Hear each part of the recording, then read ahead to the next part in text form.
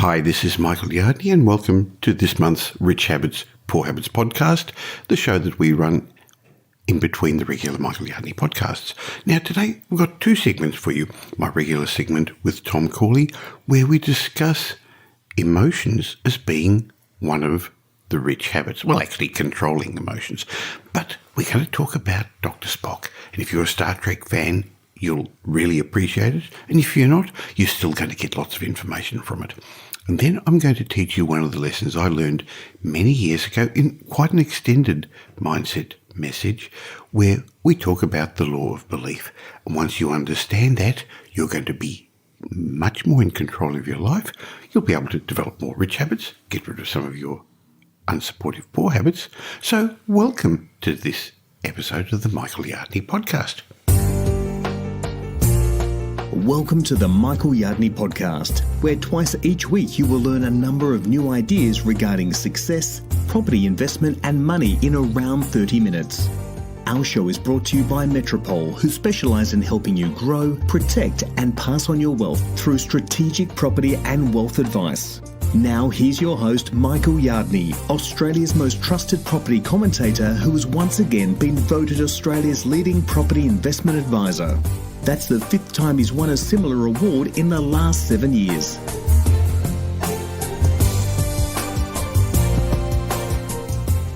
Now, there'll be a couple of people out there who don't know who Dr. Spock is, but I grew up on the TV series Star Trek and the various iterations of it, and Dr. Spock was a Vulcan in the Star Trek series, in the books, in the movies. But his overriding character trait was that he never expressed emotion. He was ruled by logic. Now, why am I discussing Spock in this podcast? Because my good friend Tom Corley has trained himself to be like Spock. Now, what's all this about? Well, we're going to find out on today's podcast. So welcome, Tom Corley. Hey, Michael, it's good to be back talking with you. Now, interestingly, controlling your emotions was one of the common rich habits amongst the self-made millionaires that you found in your very detailed rich habits study. What do you mean by that? Well, so your emotions are a big driver in terms of how you build your relationships with other people. So emotions are something you need to control. The wealthy people in my study made a habit of having an even temperament. And what I found it very interesting is I just finished a book called Titan. It's about John D. Rockefeller. And in almost every chapter of the book, they make reference to Rockefeller's habit of just never showing emotion. In fact, he prided himself, especially when there was a crisis, of being the most calm person in the room. He would even write about it. And so why is it so important to have an even temperament? Well, people want to do business with people they like, and they don't like doing business with people that are volatile and whether have emotional swings that go up or down. It just makes them uncomfortable, and they don't want to do business with those people. More than that, Tom, they don't like working for them either. So if you have a team, if you've got people that work with you, whether they're employees, teammates, partners, you don't like working with people who are volatile and you don't know what's going to come out of their mouth next. No, you'll run away from them. And so if you happen to be a very bright, hardworking individual with a great future, but you have this one poor habit of wearing your emotions on your sleeve, up or down, good or bad, it makes people uncomfortable. They're not going to want to do business with you, and you're not even going to know why you're not successful. And it's, as simple as not being able to control your emotions. Well, I read in one of your blogs that you said the most profound impact emotions have on the brain is that they interfere with the operations of the prefrontal cortex. Explain what you mean by that, Tom. Okay, so when your emotions go too high or too low, it's all because of a part of the limbic system known as the amygdala. Now, the amygdala really can take over the entire brain.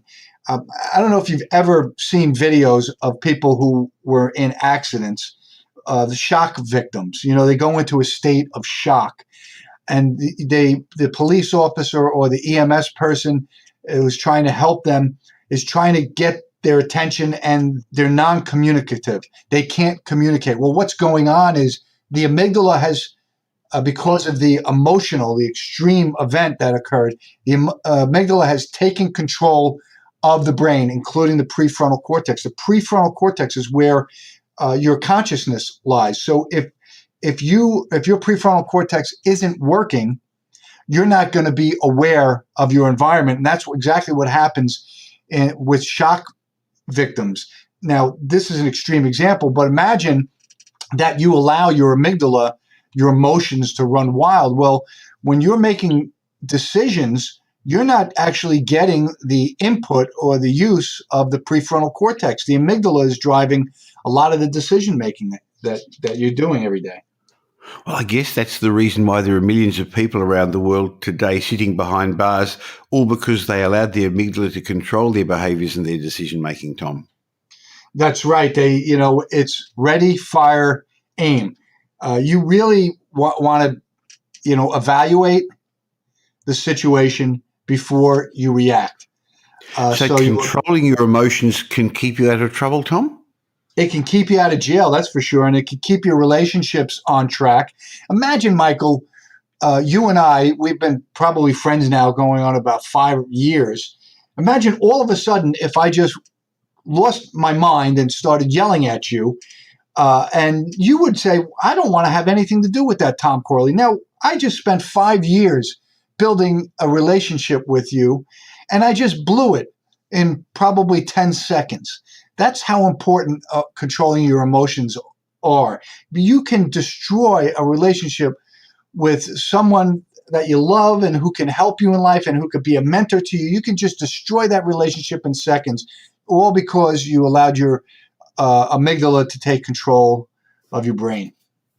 Well, a lot of people listening to this podcast are listening because they know we talk about success, about wealth, about happiness. How does it affect that? Well, so when you're in control of your emotions, when you don't have, your highs are not too high and your lows are not too low, there's people, or you're able to build relationships with people. And because you're able to build relationships with people, you can go after the right people, other like-minded, upbeat, successful people. And these people are, if they're successful, they're probably going to have mastered their emotions like Rockefeller did and like you and I have. And they're going to want to do more business with those kind of people. So, if you keep your emotions in check, it's a rich habit because it's going to make you wealthier. I guess it allows you to intelligently, to logically think the situation through, because there's no doubt that when you let your emotions run, it actually does cloud your decision. And in the area that I work a lot in property investment, real estate investment, part of our job is to stop people becoming emotionally involved when they're making big financial decisions. It's hard not to fall in love with the property, to think of maybe I could live there, to get excited by the deal. And that gets people to make bad decisions. And as I said, part of our job and part of the job of you as a financial planner and as an accountant is to stop people from making silly mistakes because they don't think rationally. That's exactly right. And that property is a really good example. I was thinking, cars and jewelry. My son, as I mentioned in a previous podcast, he had gotten engaged a little while ago, and we were helping him pick out the ring. And I kept telling him, Brendan, whatever you do, don't get emotional about the ring. It's just a ring. In a month, you're not going to give a crap about it. So he was really trying to control his emotions, because when your emotions get too high and you fall in love with something, you'll spend money on it, and then you're going to have this enormous regret later on because you made the purchasing decision based on your emotions, not on your prefrontal cortex thinking it through logically. Now, clearly, we're talking about certain elements of your life. I know you're a very deep family man. Your family is very important to you. You give a lot to charity. So emotions are important in very many elements of your life, as they are with me, with my family, my kids, my grandkids. But you've also got to learn to be able to turn them off in other areas of your life, to shrug your shoulders, not to get sucked in and involved in, sucked into somebody else's emotional spiral. Yeah, and so how do you do that? It's easier said than done, right, Michael? When somebody runs into the office and starts screaming at you and calling you all sorts of names, what do you do? Your amygdala just automatically turns on. So what I've done is I've forged the habit because I have historically always wore my emotions on my sleeve. But over the last probably 7 years since I've stumbled across this rich habit, I have this little trick that I use, and it's just a little saying, an affirmation, if you will. Whenever I sense that something is going wrong and somebody is attacking me, I say to myself, out of habit, be like Spock. That reminds me not to say anything that I'm going to regret, not to react in a way that I'm going to regret. So I will actually, while the person is yelling at me either on the phone or I'm reading an email and they're furious, I keep saying to myself, be like Spock. And it's a check. It stops me. It stops my amygdala right in its tracks. It basically is my prefrontal cortex saying to the amygdala, back off. I've got this. Now, that's so good, Tom. That's gold, because I've learned something from you, because I respected Mr. Spock. I've learned from him over the years. I loved those TV shows and the movies. So that's something I'm going to say now. Be like Spock. But I can't remember which movie it was in, but the last one he was in, where I was in tears, because he even showed a little bit of emotion, where he logically let himself die to save the rest of the spaceship. Remember that one? Oh, I do. That was with Captain Kirk. He was in the radiation chamber. Yes, oh, boy, do I remember that. That got me too, yeah. That's right. So be like Spock. Don't let the others get to you. That's going to help you become more successful. It's going to prevent you from going off track. It's going to allow you to keep focus on the task at hand. And of course, we're talking about those areas where you shouldn't let emotions rule your life. And clearly, there are a lot of other areas in your life, Tom, where you should allow emotions to take place. Now, we discuss emotions, habits, and how they lead to your success in life in our daily. You've got a daily blog, richhabits.net, where people should go and get every day from you motivation ideas, short, sharp things to help keep them on track. I find it very useful to read your blogs every day, because it keeps reminding me about the importance of how we think, what we do. And of course, you can get information from Tom and from a whole lot of other experts at propertyupdate.com.au. But if you want to really understand how your habits change your life, get a copy of Tom and my book, Rich Habits, Poor Habits. Go to richhabitspoorhabits.com, or you can get it on Amazon online, or you can get a Kindle version on Amazon, or a hard copy version from them. Or, of course, you can get it from richhabitspoorhabits.com. Tom, thank you very much. I have learned something special from you. I'm going to be like Spock, but that won't stop my good feelings and my positive emotions for you, Tom. No, just use that trick for the negative emotions, because we want to keep those positive emotions. That's why people, they're attracted to other people like magnets when they have positive emotions. That's true. That makes sense. Thanks, and look forward to our next chat real soon, Tom. Thank you, Michael. Now here's Michael's mindset message. Remember, a change in your thinking will lead to a change in your life. Today's mindset session is longer than normal, but it's going to be a valuable lesson to you. Well, I hope it is, because it was a valuable lesson to me when many years ago I learned about the law of belief from Brian Tracy, who was one of my mentors. I had the opportunity to meet Brian personally, and he's still a great mentor to lots and lots of people. And he taught a lot about the laws that govern the way the world works. And he taught me about the law of belief, which states that whatever you believe with emotion becomes your reality.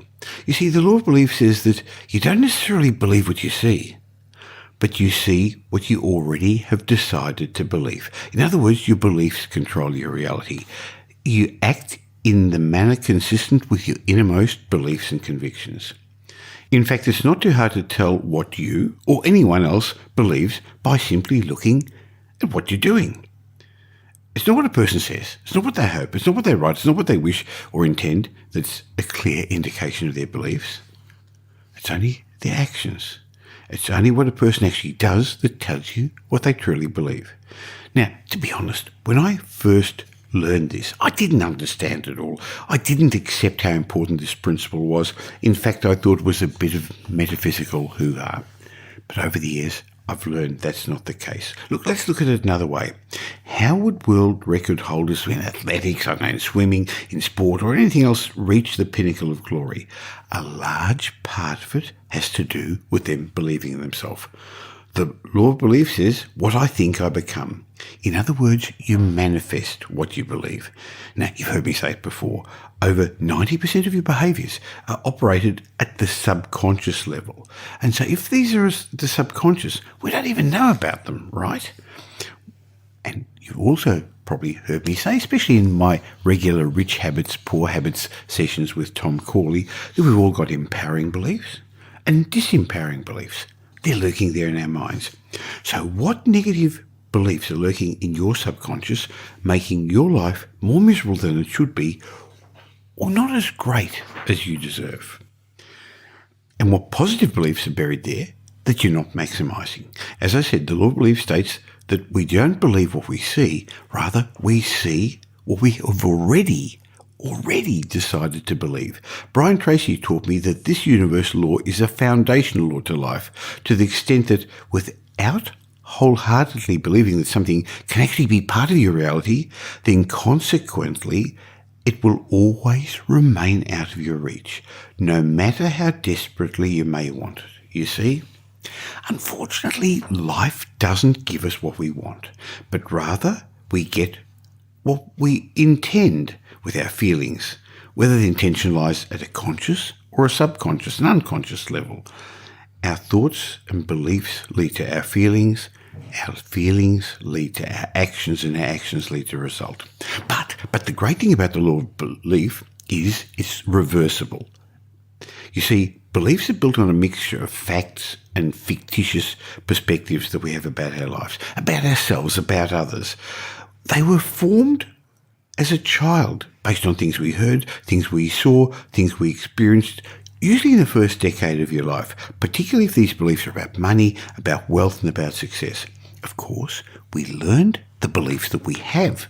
We learned them when we were young. And this is, in fact, a large part of my 12-month mentorship program that we run. You can find out about it at michaelyardney.com.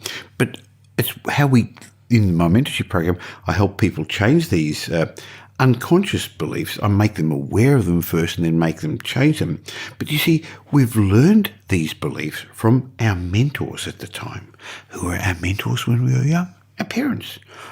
They were well-meaning, but they probably weren't wealthy themselves. So how could they pass on wealthy beliefs to you?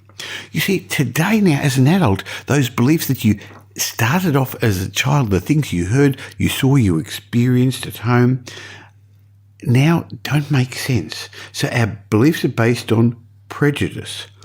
When we prejudge something, we're ineffectively reaching premature conclusions about the events, about the circumstances that are happening. In many instances, we reach conclusions despite evidence to the contrary, or despite our best efforts to make logical sense of the situation at hand. You know, there's people walking around not becoming wealthy because they think rich people are greedy, or you can't be rich and happy. There's all these negative things. What did you hear about money when you were young? Dirty money, filthy rich. These beliefs are based on incomplete and biosensory perspectives that have been conditioned, have been programmed into your memory years ago by past events, by past circumstances, by past experiences, but they're still with you today. For example, if your parents thought about money when you were young, it's likely that you'd relate money to pain, to stress, to anger, rather than to positive emotions such as pleasure and choices. But today, these memories that we believe are real are in fact only interpretations we made about the reality at that time. And as I explained, often this is when we were children and we didn't have the perspective to really understand what was going on. Then over time, these interpretations of reality have been filtered over and over again through the belief systems, and they've taken a life of their own, reinterpreting our life experiences in a multitude of unique and creative ways that have got nothing to do with the reality of these events. That's why we're walking around with one foot on the accelerator and one on the brake. We have empowering beliefs and disempowering beliefs, because your beliefs actually determine how you behave on a daily basis. The problem is we consistently act in accordance with our beliefs. The beliefs we've got about the world, about ourselves, about others, about events, about money, about finance, about circumstances. These are pre-programmed responses and reactions that we've conditioned ourselves to accept without question. And the longer we allow these conditioned responses to perpetuate in our psyche, then the greater difficulty we're going to have transforming these patterns for the better. Look, let me put it bluntly. Beliefs are nothing more than illusions of reality. And we're all walking around with tinted glasses on, and each of us have got different tints for different situations. The problem is we don't know we're walking around with tinted glasses. You see, many of us have got self-limiting beliefs. These are beliefs you've got about yourself, about others, about circumstances, about the world around you, things that are going to limit your life in some way. However, in most cases, these beliefs are just interpretations that you made about reality, but they've worked against the goals and objectives that you want to achieve. Our self-limiting beliefs make up fundamental flaws in our psychology. They limit our opportunities, our behaviours, our actions in so many ways at an unconscious level of awareness that it's frightening to think about the possible long-term impacts upon our lives. Now, I know you've joined this podcast to learn about money and success and finance, and you're saying, what's Michael going on about? What's all this metaphysical hoo-ha? Tell me how to get the next property hotspot. Tell me how to save some more money. Please bear with me, because what I'm trying to show you is that the biggest part of success has to do with the way you think and the way you feel. And I can give you all the property information and I can give you all the money and tax stuff, but it is not enough if you are programming yourself, if your beliefs are going to sabotage yourself. And that's the biggest reason most people don't achieve what they hope to achieve, what they plan to achieve, because we've all got these self-limiting beliefs that undermine your ability to grow. I see it in the clients that we come across at Metropole. I see it in the people I mentor in my mentorship program, and I'd love you to be part of it. Go to michaelyardney.com and learn about my mentorship program and let me mentor you. I see it in the people that join us at Wealth Retreat for 5 days, these high-end, already very successful people. We all have got limiting beliefs. Now, as you grow and as you expand and as you improve, your world becomes larger, your beliefs become bigger, your self-confidence improves. But we all have self-limiting beliefs, and they essentially paralyze your ability to think effectively, to make sensible decisions, to take proactive actions. So if you're finding yourself fighting through procrastination, stress, worry, anxiety, or fear, then these are sure signs that your self-limiting beliefs are controlling your life's reality, and that means your ultimate destination. Your self-limiting beliefs is going to hold you back from living the life that you want to have and dramatically limit your potential in so many ways. It's very difficult to fathom the true impact they're going to have on your lives. Because you see, it's all at a subconscious level. You think, oh, that's just what's happening in the world. But remember, the outside world is a reflection of your inside world, and your self-limiting beliefs consistently encourage things like the development of fear, self-doubt, and lead to a pattern of emotional self-sabotage. As I said, the great thing, though, about the law of belief is that it is reversible. Since you act in a manner consistent with your beliefs and you can control your actions, if you engage in actions consistent with the beliefs that you want to have about yourself, about your life, you can eventually develop the muscle, the beliefs, by lifting the right weights. For example, if you absolutely believe that you're destined to have great success in your career, in your chosen field, in property, in finance, in whatever it is, as a husband, as a father, as a mother, then what you've got to do is you've got to walk, you've got to talk, you've got to act and behave every single day exactly the way a great success would act. And you know what? You're eventually going to develop the mindset of a high performer in that field. But it's more to it than just that. You can't just think it and fake it till you make it. So the first thing you've got to do is become aware of your self-limiting beliefs and your self-talks. And that's why I'm spending so much time in this particular session explaining it to you. Because up to now, all this has been happening in the background at a subconscious level. So I want you to become aware of when this happens. And I want you to reject your limiting beliefs by no longer accepting that they control your life. I want you to cultivate empowering beliefs. Your feelings and your emotions will give life to your beliefs. Therefore, sprinkling your beliefs with intense feelings, you're going to progressively transform your beliefs into unshakable convictions. Convictions are beliefs of at a much, much deeper level, and they're going to move you to attain the goals you want to do. Now, how do you do that? Well, you actually start modelling successful people. Find role models that have already achieved what you want to achieve. Then find out what drives these people, what beliefs they've got, what convictions they've got, what's cultivated their psyche, and model what's going on in their mind. Interestingly, that's so much easier to do nowadays than you could in the past. Because, see, these people have obtained the current level of success that they've got in whatever field by their patterns of behaviour, by the way they're thinking. And how do you find out about it? Well, as I said, it's much easier today because you can read their books. You can devour their blogs. You can listen to their podcasts. You can watch their videos. And there's so much information about successful people and how they think and what they believe. You've got to find somebody who's actually achieved it. The problem, I guess the biggest problem today is culling out the fakes. There are so many fake gurus out there who haven't really achieved it, but it's so easy today with the internet and with social media to make yourself look better than you are. I also want you to challenge your self-limiting beliefs, the ones that are holding you back from the life that you want to experience.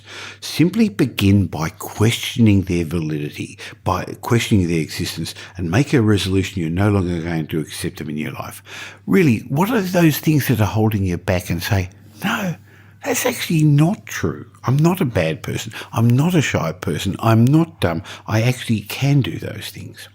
And then work on developing your natural talents and abilities by involving yourself in activities that are going to help instill new empowering beliefs into your psyche. These new beliefs are going to spread like wildfire and affect all other aspects of your life. So don't accept your self-limiting beliefs that are currently dictating your life and your decisions. Don't settle for less than your best. If you're taking shortcuts and not giving your best at any moment, it's a sure sign that you've got some self-limiting beliefs that are currently shaping your life and decisions. Only a couple of weeks ago, I saw somebody who wanted to do really, really well in his business. He said that he is sick of running on a treadmill and not earning enough money and not being able to support his family.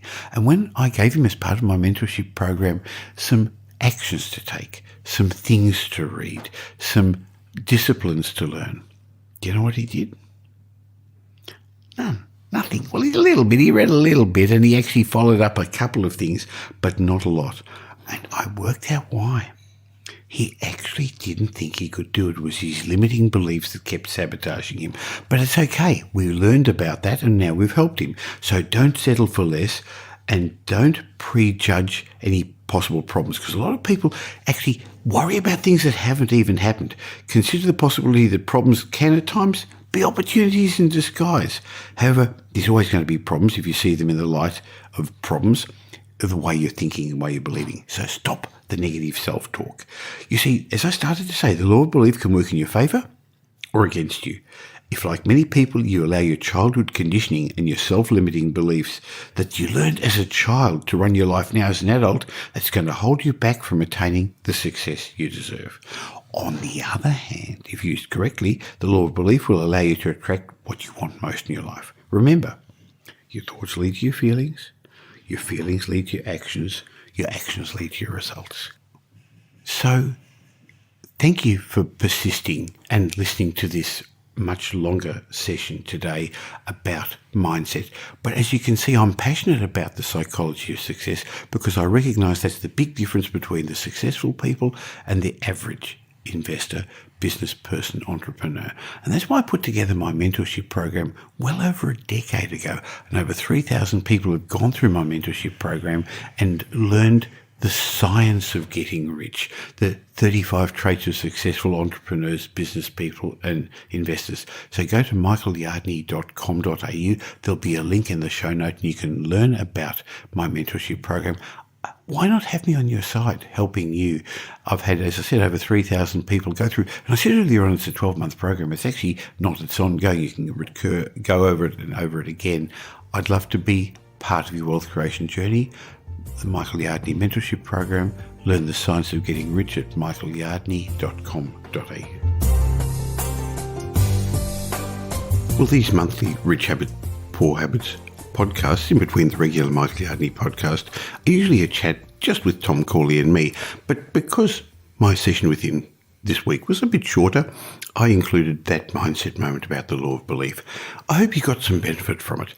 And if you want to get into the coming new decade and develop a whole lot of rich habits, get rid of some of your disempowering poor habits, why not get a copy of Tom and my best-selling book, Rich Habits, Poor Habits? Just go to richhabitspoorhabits.com and you can get it, or you can get it on Amazon or many of the good bookstores, because in fact it's become a bestseller all around the world. Now, having said that, in between these shows you can get Tom Corley's blogs on my property update, and there's a whole lot of videos there too if you look at the Rich Habits, Poor Habits category.